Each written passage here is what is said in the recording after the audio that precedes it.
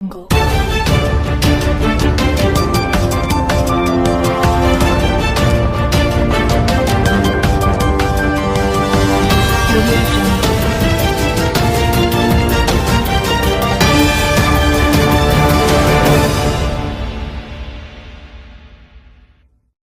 ಬಂಜಾರ ಯುವ ಮುಖಂಡರು ಟಕ್ಕಳಿಕೆಯಿಂದ ವಿಷಯದ ಪ್ರಸ್ತಾಪವನ್ನು ಮೊದಲು ಮಾಡಿ ನಂತರ ಹಿರಿಯರು ಕೂಡ ತಮ್ಮ ಅನಿಸಿಕೆ ಹಂಚಿಕೊಳ್ತಾರೆ. ಬಂಧುಗಳೇ, ಉತ್ತರ ಕನ್ನಡದಲ್ಲಿ ಜಾತ್ರೆಗಳಿಗೆ ಅತ್ಯಂತ ಒಂದು ಹೆಚ್ಚಿನ ಒಂದು ಮಹತ್ವ ಇದೆ. ಜಾತ್ರೆಗಳು ಈ ಆಧುನಿಕ ಜೀವನದ ಭರಾಟೆಯಲ್ಲಿ ತಮ್ಮ ಅಸ್ತಿತ್ವವನ್ನು ಕಳೆದುಕೊಳ್ತಿರುವಂತಹ ಒಂದು ಸನ್ನಿವೇಶದಲ್ಲಿ ವಿಶೇಷ ನಮ್ಮ ಉತ್ತರ ಕನ್ನಡದಲ್ಲಿ ಜಾತ್ರೆಗಳು ಸಮಾಜವನ್ನ, ಜನರನ್ನ, ಮನಸ್ಸುಗಳನ್ನ ಮತ್ತೆ ಬೆಸೆಯುವಂತಹ ಒಂದು ಪ್ರಯತ್ನವನ್ನ ಜಾತ್ರಾ ಮಹೋತ್ಸವಗಳು ಮೊದಲು ಮಾಡ್ತಾ ಇದ್ದವು. ಈ ಕೂಡ ಪ್ರಮುಖವಾದ ಪಾತ್ರವನ್ನು ವಹಿಸಿಕೊಳ್ತಾ ಇದೆ ಅಂತ ಹೇಳಕ್ಕೆ ಇಚ್ಛೆ ಪಡ್ತೇನೆ. ವಿಶೇಷವಾಗಿ ಬಂಜಾರರು ಒಂದು ಅಲೆಮಾರಿ ಸಮಾಜ, ಕಾಲದ ಹೊಡೆತಕ್ಕೆ ಒಳಗಾಗಿ ಉಪಜೀವನಕ್ಕಾಗಿ ಅತ್ಯಂತ ಜಗತ್ತಿನಲ್ಲೇ ಹೆಚ್ಚಿನ ಸಂಖ್ಯೆಯಲ್ಲಿ ವಲಸೆ ಹೋಗುವಂತಹ ಸಮಾಜ ಯಾವುದಿದೆ ಅದು ಬಂಜಾರ ಸಮಾಜ.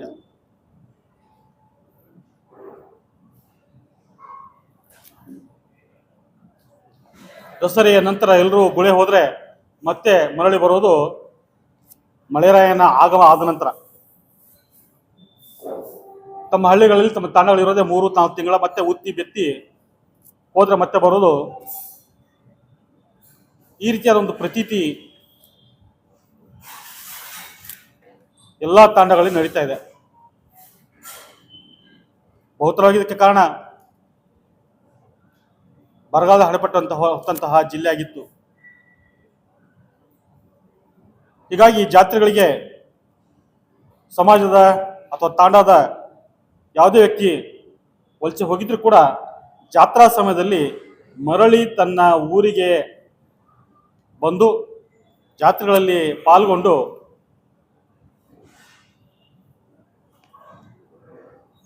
ಸಮಾಜದಲ್ಲಿ ಬೆರೆತು ತನ್ನ ಕಷ್ಟ ಸುಖಗಳನ್ನ ಹಂಚಿಕೊಳ್ಳುವಂತಹ ಒಂದು ವೇದಿಕೆ ಈ ಜಾತ್ರಾ ಮಹೋತ್ಸವಗಳು. ಅಂತಹ ನಿಟ್ಟಿನಲ್ಲಿ ತೊರಿ ತಾಂಡ ನಂಬರ್ 3ದ ಕಾಳಕಾದೇವಿ ಜಾತ್ರಾ ಮಹೋತ್ಸವ ಕೂಡ ಆ ಒಂದು ಕೆಲಸವನ್ನು ಅತ್ಯಂತ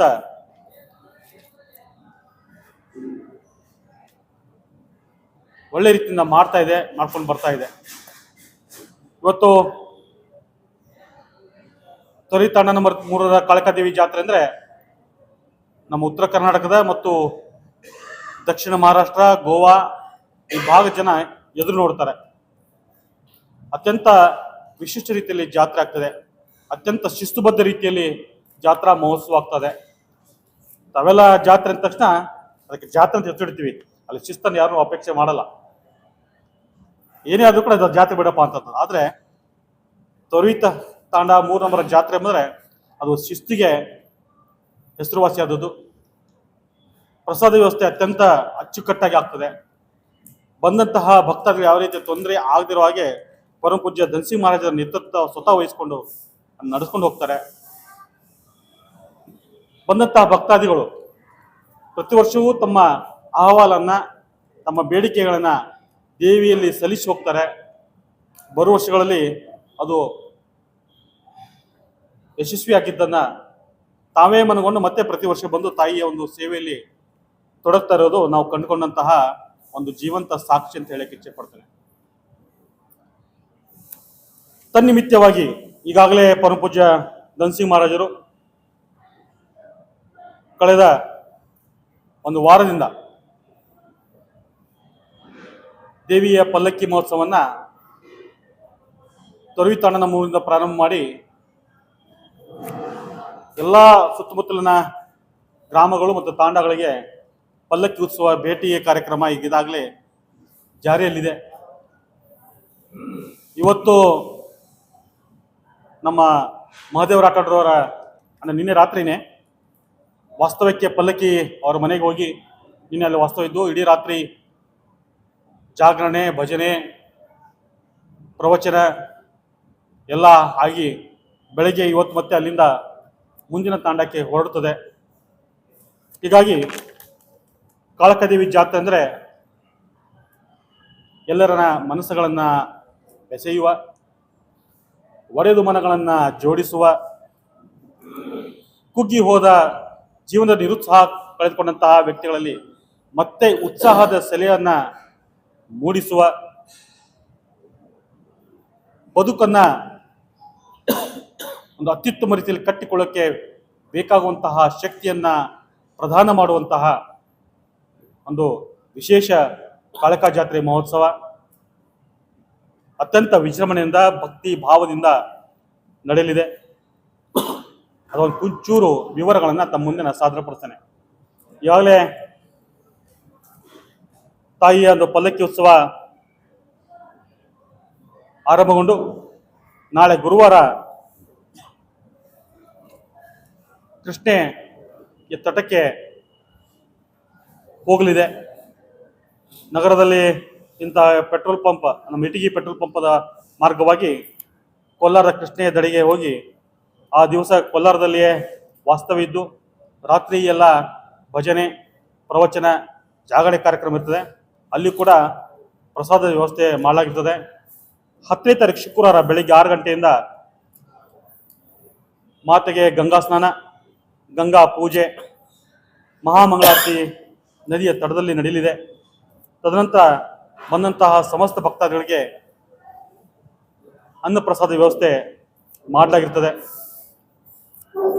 ಅಲ್ಲಿಂದ ಪಲ್ಲಕ್ಕಿ ಮರಳಿ ತೊರಿತಾಂಡನ ಮೂರ್ಕೆ ಬರುವುದು. 14ರಂದು ಮಂಡ್ಯತ್ತಿ ಅಮಾವಾಸ್ಯೆಯ ದಿನ ಬೆಳಗ್ಗೆ 7 ಗಂಟೆಯಿಂದ ಕಾಳಕಾದೇವಿಯ ಮೂಲ ಮಂತ್ರ ಪಠಣ, ಹೋಮ, ಹವನ, ಪುಷ್ಪಾರ್ಚನೆ, ಕುಂಕುಮಾರ್ಚನೆ, ಮಹಾಮಂಗಳಾರತಿ ಹಾಗೂ ವಿವಿಧ ರೀತಿಯ ಸೇವೆಗಳನ್ನು ಜಗನ್ಮಾತೆ ಭಗವತಿ ಕಾಳಕಾದೇವಿಗೆ ಸಲ್ಲಿಸಲಾಗುವುದು. ಈ ಜಗದ ಲೋಕೋದ್ಧಾರಕ್ಕಾಗಿ, ವಿಶ್ವ ಶಾಂತಿಗಾಗಿ, ಪ್ರತಿಯೊಬ್ಬರ ಮನೋ ಇಚ್ಛೆಗಳು ಈಡೇರೋಸ್ಕರವಾಗಿ ಸರ್ವೇ ಜನ ಸುಖಿನೋ ಭವಂತು ಎಂಬ ನಿಟ್ಟಿನಲ್ಲಿ ಈ ಪೂಜೆ ಪುರಸ್ಕಾರಗಳನ್ನು ಜಗತ್ ಕಲ್ಯಾಣಕ್ಕಾಗಿ ಪರಮ ಪೂಜ್ಯ ಧನ್ಸಿಂಗ್ ಮಹಾರಾಜರು ನಡೆಸ್ಕೊಂಡು ಬರ್ತಾ ಇದ್ದಾರೆ. ಅವತ್ತು ಕೂಡ ವಿಶೇಷವಾಗಿ ನಡೀತದೆ. 15ನೇ ತಾರೀಕಿಗೆ ಬುಧವಾರ ಬೆಳಗ್ಗೆ 10:30ಕ್ಕೆ ವಿಶೇಷ ಕಾಳಕಾದೇವಿಯ ಪೂಜೆ ಜರುಗಿ ಸಾಯಂಕಾಲ 5 ಗಂಟೆಗೆ ಬುಧವಾರ 15/7/2026 ಸಾಯಂಕಾಲ 5 ಗಂಟೆಗೆ ಜಾತ್ರಾ ಮಹೋತ್ಸವದ ಉದ್ಘಾಟನೆ ಮತ್ತು ಧಾರ್ಮಿಕ ಸಮಾರಂಭ ಜರುಗುತ್ತದೆ. ಈ ಒಂದು ಕಾರ್ಯಕ್ರಮದ ನೇತೃತ್ವ ಮತ್ತು ಕಾರ್ಯಕ್ರಮ ಉದ್ಘಾಟನೆಗಾಗಿ ವಿಜಯಪುರ ಜಿಲ್ಲೆಯನ್ನ ಜಲಕ್ರಾಂತಿಯನ್ನ ಮಾಡಿದಂತಹ ಆಧುನಿಕ ಭಗೀರಥ ಇದೀಗ ಔದ್ಯೋಗಿಕ ಕ್ರಾಂತಿಗೆ ಒಂದು ಮುನ್ನುಡಿ ಬರೆದಂತಹ ಮಹಾನ್ ನೇತಾರ, ಬರಗಾಲದ ಜಿಲ್ಲೆಗೆ ಏನೋ ಪಟ್ಟ ಇತ್ತು ಅದನ್ನು ಅಳಿಸಿ ಹಾಕುವಲ್ಲಿ ಅವಿರತ ಶ್ರಮವನ್ನು ಹಾಕುತ್ತಿರುವಂತಹ ಡಾಕ್ಟರ್ ಎಂ ಬಿ ಪಾಟೀಲ್ರವರು ಆ ಕಾರ್ಯಕ್ರಮದ ಉಪಸ್ಥಿತರಿದ್ದು ಧರ್ಮಸಭೆ ಮತ್ತು ಜಾತ್ರಾ ಮಹೋತ್ಸವನ ಉದ್ಘಾಟನೆ ಮಾಡಲಿದ್ದಾರೆ. ಈ ಒಂದು ಕಾರ್ಯಕ್ರಮದಲ್ಲಿ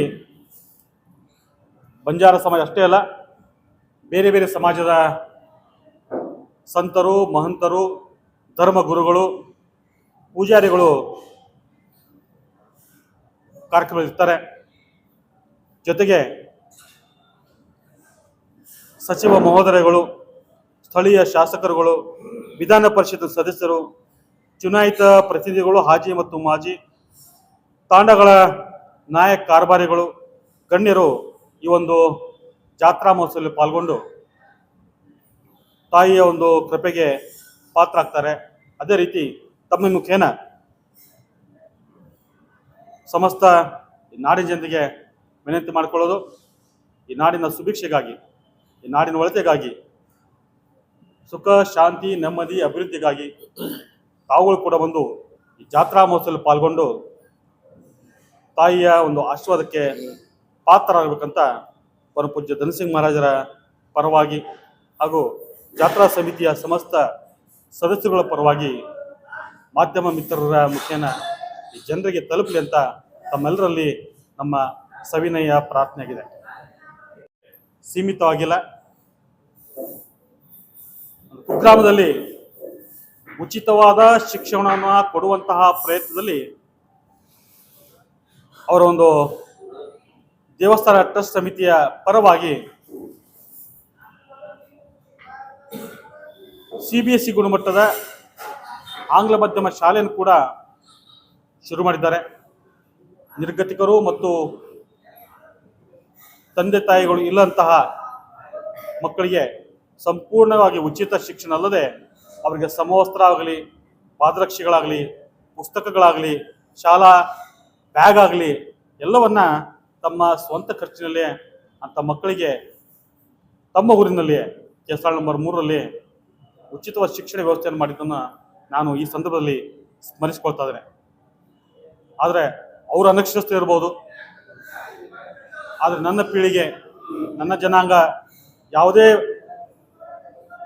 ಬಡ ವಿದ್ಯಾರ್ಥಿ ಜಾತಿ ಭೇದ ಮತ ಪಂಥವಿಲ್ಲದೆ ಅವರು ಶಿಕ್ಷಣದಿಂದ ವಂಚಿತರಾಗಬಾರ್ದು.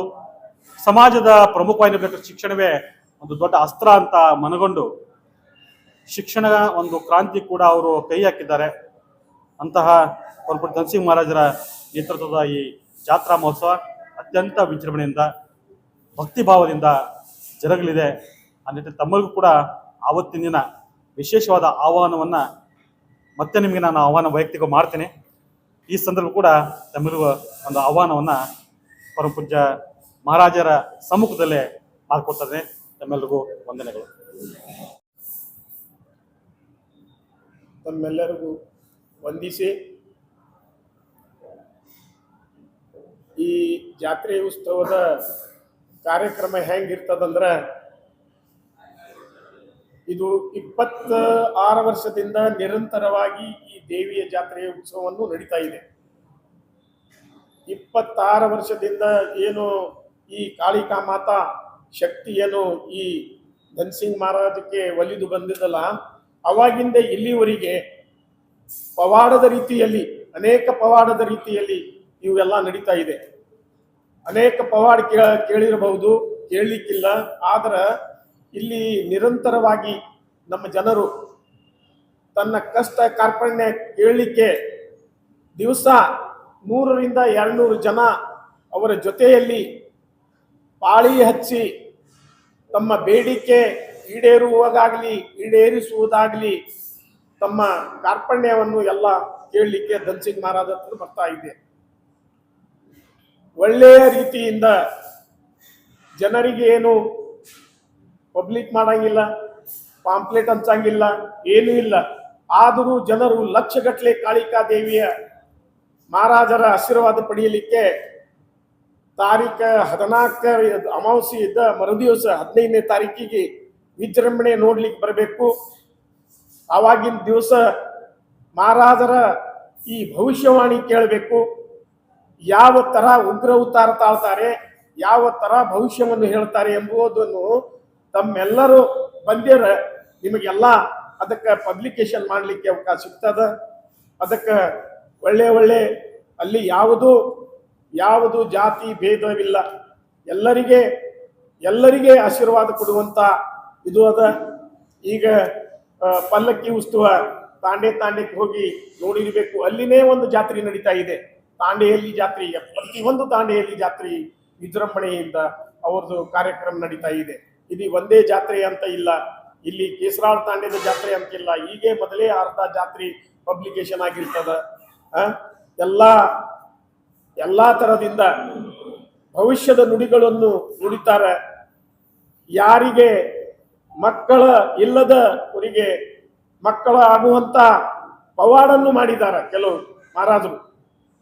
ಯಾರಿಗೆ ಸಾಯುವಂತ ಪರಿಸ್ಥಿತಿ ಹಾಸ್ಪಿಟಲ್ ಒಳಗೆ ನಿಮಗೆ ಹಾಸ್ಪಿಟಲ್ ಒಳಗೆ ಇದು ಇಲ್ಲ, ನೀವು ತಗೊಂಡು ಹೋಗ್ರಿ, ಇದು ಸಾಯುವಂತ ಪರಿಸ್ಥಿತಿ ಒಳಗಾದಂತ ಹೇಳುವಂತ ಅಂತದ್ರೊಳಗ ಅಂತ ಜನಕ್ಕೆ ಉಳಿಸಿದ್ದಾರ, ಆರೋಗ್ಯವಂತ ಮಾಡಿದಾರ ಮಹಾರಾಜಗಳು.